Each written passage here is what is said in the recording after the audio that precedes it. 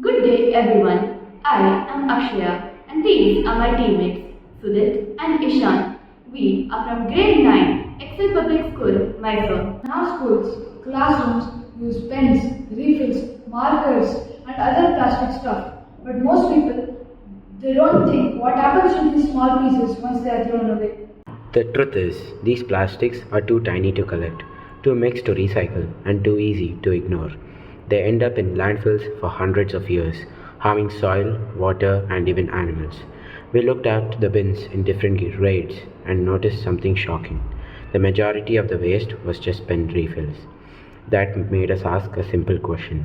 What if this waste, which comes from our very own classrooms, could be turned into something useful?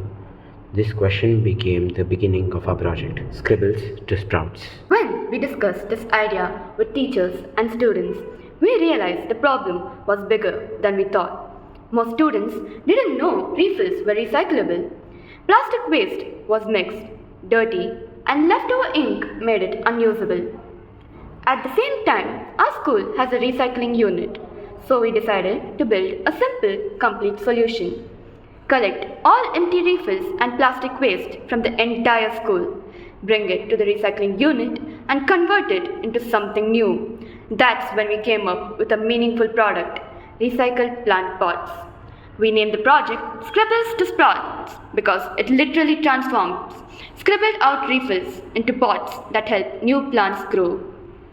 To take this idea forward, we started by conducting research.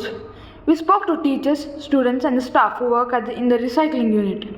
We learned how plastic recycling works: washing, shredding, pelletizing, melting, and molding.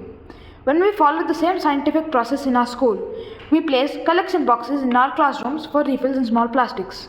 After gathering the waste, we began the segregation process, separating it based on type, color, and cleanliness. The plastics were then washed properly to remove ink and dust. After drying, they were shredded into small flakes. These flakes were melted and converted into plastic pellets. Finally, we melted these pellets again and poured the material into pot-shaped molds. Once cooled, we removed the pots, trimmed the edges, and our product was ready. This project taught us that sustainability doesn't always need big machines or large factories. Sometimes it only needs awareness, teamwork, and willingness to reduce waste. Scribbles to Sprouts is our way of proving that every young person can be a part of the solution.